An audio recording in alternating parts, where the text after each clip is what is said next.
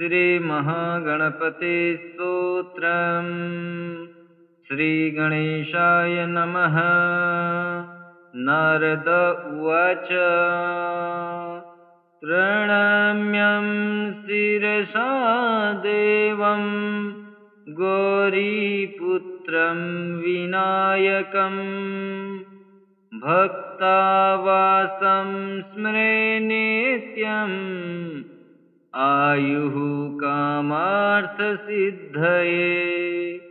प्रथमं वक्रतुण्डं च एकदन्तं द्वितीयकं तृतीयं कृष्णपिङ्गाक्षं गजवक्त्रं चतुर्थकम् लम्बोदरं पञ्चमं च षष्ठं विकटमेव च सप्तमं विघ्नराजेन्द्रं धूम्रवर्णं तथाष्टमम् नवमं बालचन्द्रं च दशमं तु विनायकम् एकादशं गणपतिं द्वादशं तु गजाननम् द्वादशेतानि नामानि त्रिसन्ध्य यः पठेन्नरः न च विघ्नभयं तस्य सर्वसिद्धिकरं प्रभु। विद्यार्थी लभते विद्यां धनार्थी लभते धनम् पुत्रार्थी लभते पुत्रान् मोक्षार्थी गतिम्।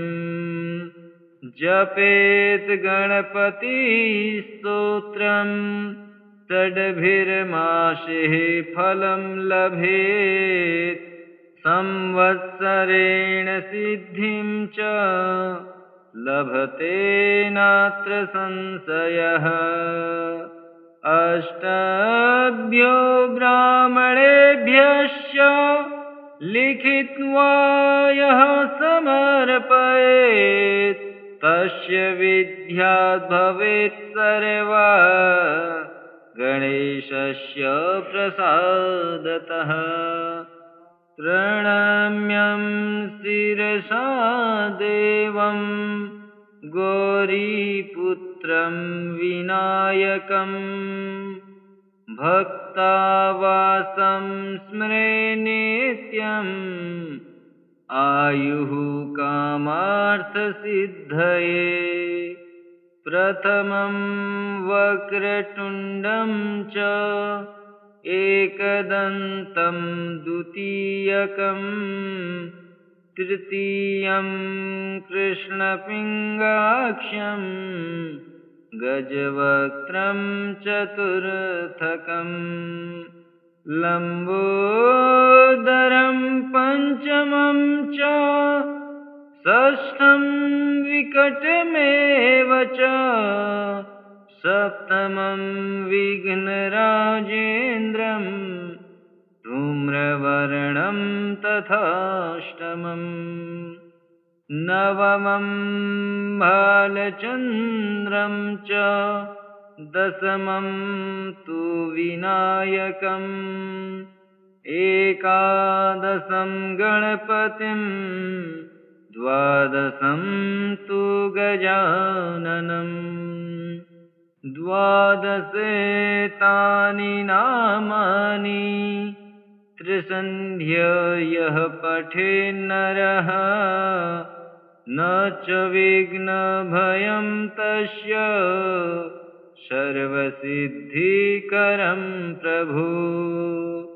विद्यार्थी लभते विद्यां धनार्थी लभते धनम् पुत्रार्थी लभते पुत्रान् मोक्षार्थी गतिम्। जपेत गणपतिस्तोत्रम् षड्भिर्मासेः फलं लभेत् संवत्सरेण सिद्धिं च लभते नात्र संशयः। अष्टाभ्यो ब्राह्मणेभ्यश्च लिखित्वा यः समर्पयेत् तस्य विद्या भवेत् सर्वा गणेशस्य प्रसादतः। प्रणम्यं शिरसा देवं गौरीपुत्रं विनायकम् भक्तावासं स्मरे नित्यम् आयुः कामार्थसिद्धये। प्रथमं वक्रतुण्डं च एकदन्तं द्वितीयकं तृतीयं कृष्णपिङ्गाक्षं गजवक्त्रं चतुर्थकं लम्बोदरं पञ्चमं च षष्ठं विकटमेव च सप्तमं विघ्नराजेन्द्रं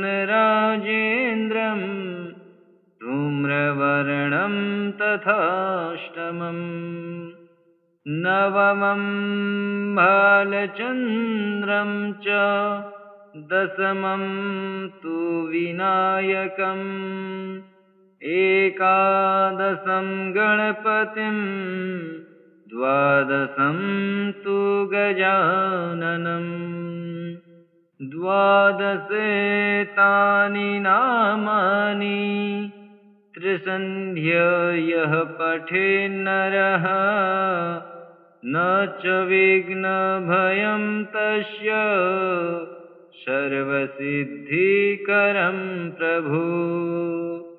विद्यार्थी लभते विद्यां धनार्थी लभते धनम् पुत्रार्थी लभते पुत्रान् मोक्षार्थीर्लभते गतिम्। जपेत गणपतिस्तोत्रम् षड्भिर्मासेः फलं लभेत् संवत्सरेण सिद्धिं च लभते नात्र संशयः। अष्टाभ्यो ब्राह्मणेभ्यश्च लिखित्वा यः समर्पयेत् तस्य विद्या भवेत् सर्वा गणेशस्य प्रसादतः। प्रणम्यं शिरसा देवं गौरीपुत्रं विनायकम् भक्तावासं स्मरे नित्यम् आयुः कामार्थसिद्धये। प्रथमं वक्रतुण्डं च एकदन्तं द्वितीयकं तृतीयं कृष्णपिङ्गाक्षं गजवक्त्रं चतुर्थकं लम्बोदरं पञ्चमं च षष्ठं विकटमेव च सप्तमं विघ्नराजेन्द्रं धूम्रवर्णं तथाष्टमम् नवमं भालचन्द्रं च दशमं तु विनायकम् एकादशं गणपतिं द्वादशं तु गजाननम् द्वादशेतानि नामानि त्रिसन्ध्य यः पठेन्नरः न च विघ्नभयं तस्य सर्वसिद्धिकरं प्रभु। विद्यार्थी लभते विद्यां धनार्थी लभते धनं पुत्रार्थी लभते पुत्रान् मोक्षार्थी गतिम्। जपेत गणपति स्तोत्रम् षड्भिर्मासेः फलं लभेत् संवत्सरेण सिद्धिं च लभते नात्र संशयः। अष्टाभ्यो ब्राह्मणेभ्यश्च लिखित्वा यः समर्पयेत् तस्य विद्यात् भवेत् सर्वा गणेशस्य प्रसादतः। प्रणम्यं शिरसा देवं गौरीपुत्रं विनायकं भक्तावासं स्मरे नित्यम् आयुः कामार्थसिद्धये। प्रथमं वक्रतुण्डं च एकदन्तं द्वितीयकं तृतीयं कृष्णपिङ्गाक्षं गजवक्त्रं चतुर्थकं लम्बोदरं पञ्चमं च षष्ठं विकटमेव च सप्तमं विघ्नराजेन्द्रं धूम्रवर्णं तथाष्टमम् नवमं बालचन्द्रं च दशमं तु विनायकम् एकादशं गणपतिं द्वादशं तु गजाननम्। द्वादशेतानि नामानि त्रिसन्ध्या यः पठेन्नरः न च विघ्नभयं तस्य सर्वसिद्धिकरं प्रभु। विद्यार्थी लभते विद्यां धनार्थी लभते धनं पुत्रार्थी लभते पुत्रान् मोक्षार्थी गतिम्। जपेत गणपति स्तोत्रम् षड्भिर्मासेः फलं लभेत् संवत्सरेण सिद्धिं च लभते नात्र संशयः। अष्टाभ्यो ब्राह्मणेभ्यश्च लिखित्वा यः समर्पयेत् तस्य विद्यात् भवेत् सर्वा गणेशस्य प्रसादतः।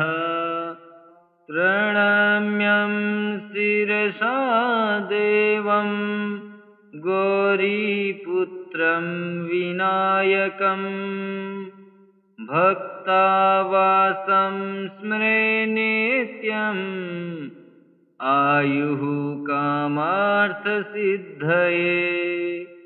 प्रथमं वक्रतुण्डं च एकदन्तं द्वितीयकं तृतीयं कृष्णपिङ्गाक्षं गजवक्त्रं चतुर्थकं लम्बोदरं पञ्चमं च षष्ठं विकटमेव च सप्तमं विघ्नराजेन्द्रं धूम्रवर्णं तथाष्टमम् नवमं भालचन्द्रं च दशमं तु विनायकम् एकादशं गणपतिं द्वादशं तु गजाननम् द्वादशेतानि नामानि त्रिसन्ध्य यः पठेन्नरः न च विघ्नभयं तस्य सर्वसिद्धिकरं प्रभो विद्यार्थी लभते विद्यां धनार्थी लभते धनम् पुत्रार्थी लभते पुत्रान् मोक्षार्थीर्लभते गतिम् जपेत गणपतिस्तोत्रम् षड्भिर्मासेः फलं लभेत् संवत्सरेण सिद्धिं च लभते नात्र संशयः अष्टाभ्यो ब्राह्मणेभ्यश्च लिखित्वा यः समर्पयेत् तस्य विद्यात् भवेत् सर्वा गणेशस्य प्रसादतः प्रणम्यं शिरसा देवं गौरीपुत्रं विनायकम् भक्तावासं स्मरे नित्यम् आयुः कामार्थसिद्धये प्रथमं वक्रतुण्डं च एकदन्तं द्वितीयकं तृतीयं कृष्णपिङ्गाक्षं गजवक्त्रं चतुर्थकं लम्बोदरं पञ्चमं च षष्ठं विकटमेव च सप्तमं विघ्नराजेन्द्रं धूम्रवर्णं तथाष्टमम् नवमं भालचन्द्रं च दशमं तु विनायकम् एकादशं गणपतिं द्वादशं तु गजाननम्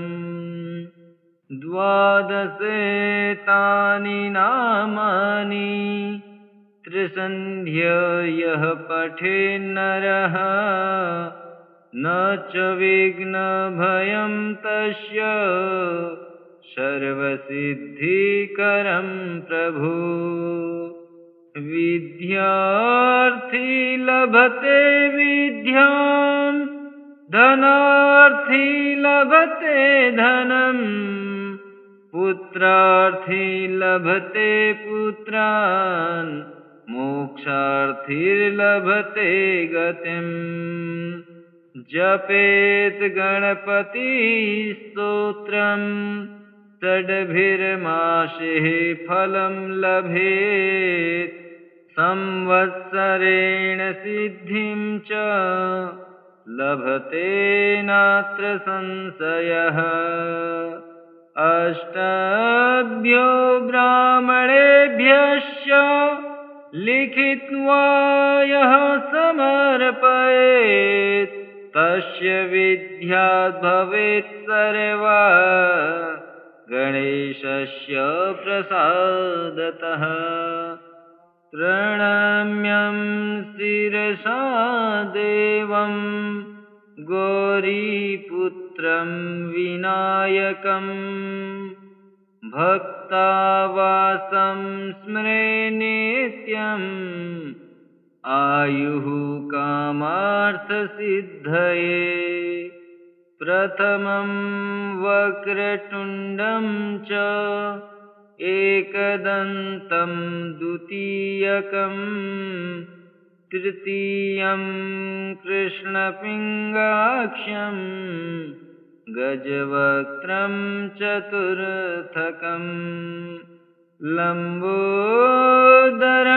पञ्चमं च षष्ठं विकटमेव च सप्तमं विघ्नराजेन्द्रं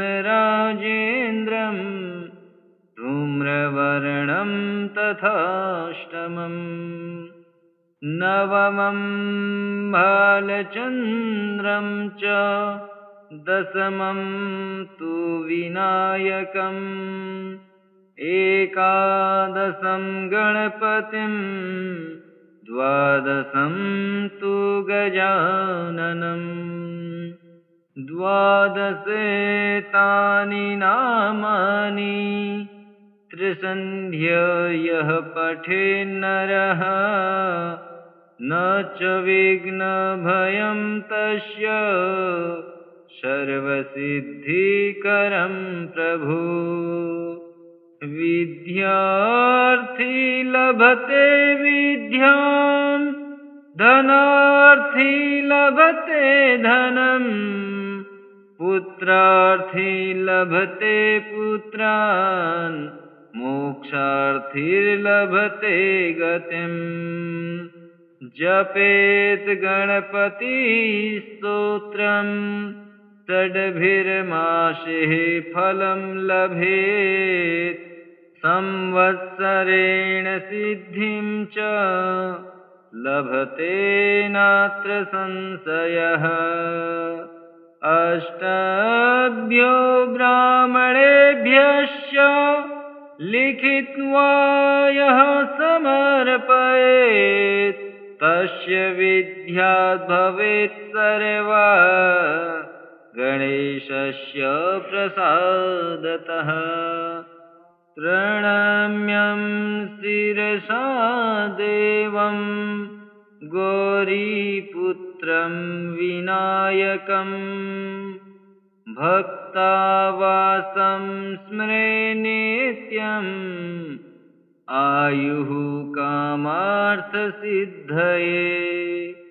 प्रथमं वक्रतुण्डं च एकदन्तं द्वितीयकं तृतीयं कृष्णपिङ्गाक्षं गजवक्त्रं चतुर्थकं लम्बोदरं पञ्चमं च षष्ठं विकटमेव च सप्तमं विघ्नराजेन्द्रं धूम्रवर्णं तथाष्टमम् नवमं भालचन्द्रं च दशमं तु विनायकम् एकादशं गणपतिं द्वादशं तु गजाननम् द्वादशेतानि नामानि त्रिसन्ध्य यः पठेन्नरः न च विघ्नभयं तस्य सर्वसिद्धिकरं प्रभु विद्यार्थी लभते विद्यां धनार्थी लभते धनं पुत्रार्थी लभते पुत्रान् मोक्षार्थीर्लभते गतिम् जपेत गणपतिस्तोत्रं षड्भिर्मासेः फलं लभेत् संवत्सरेण सिद्धिं च लभते नात्र संशयः अष्टाभ्यो ब्राह्मणेभ्यश्च लिखित्वा यः समर्पयेत् तस्य विद्या भवेत् सर्वा गणेशस्य प्रसादतः प्रणम्यं शिरसा देवं गौरीपुत्रं विनायकम् भक्तावासं स्मरे नित्यम् आयुः कामार्थसिद्धये प्रथमं वक्रतुण्डं च एकदन्तं द्वितीयकम् तृतीयं कृष्णपिङ्गाक्षं गजवक्त्रं चतुर्थकम् लम्बोदरं पञ्चमं च षष्ठं विकटमेव च सप्तमं विघ्नराजेन्द्रं धूम्रवर्णं तथाष्टमम् नवमं भालचन्द्रं च दशमं तु विनायकम् एकादशं गणपतिं द्वादशं तु गजाननम् द्वादशेतानि नामानि त्रिसन्ध्य यः पठेन्नरः न च विघ्नभयं तस्य सर्वसिद्धिकरं प्रभु विद्यार्थी लभते विद्यां धनार्थी लभते धनम् पुत्रार्थी लभते पुत्रान् मोक्षार्थीर्लभते गतिम् जपेत् गणपतिस्तोत्रम् षड्भिर्मासेः फलं लभेत् संवत्सरेण सिद्धिं च लभते नात्र संशयः अष्टाभ्यो ब्राह्मणेभ्यश्च लिखित्वा यः समर्पयेत् तस्य विद्यात् भवेत् सर्वा गणेशस्य प्रसादतः प्रणम्यं शिरसा देवं गौरीपुत्रं विनायकम् भक्तावासं स्मरे नित्यम् आयुः कामार्थसिद्धये प्रथमं वक्रतुण्डं च एकदन्तं द्वितीयकम् तृतीयं कृष्णपिङ्गाक्षं गजवक्त्रं चतुर्थकम् लम्बोदरं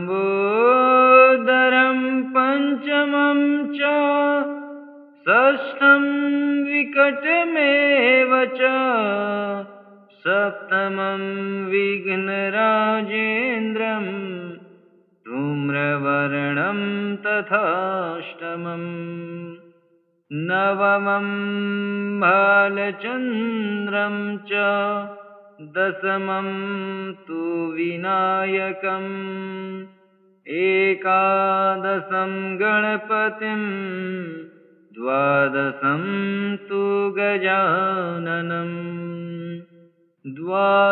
द्वादशेतानि नामानि त्रिसन्ध्य यः पठेन्नरः न च विघ्नभयं तस्य सर्वसिद्धिकरं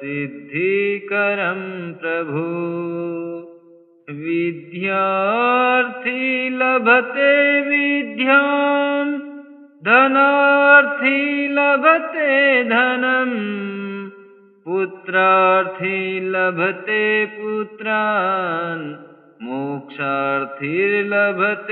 गतिम् जपेत् गणपतिस्तोत्रम् षड्भिर्मासेः फलं लभेत् संवत्सरेण सिद्धिं च लभते नात्र संशयः।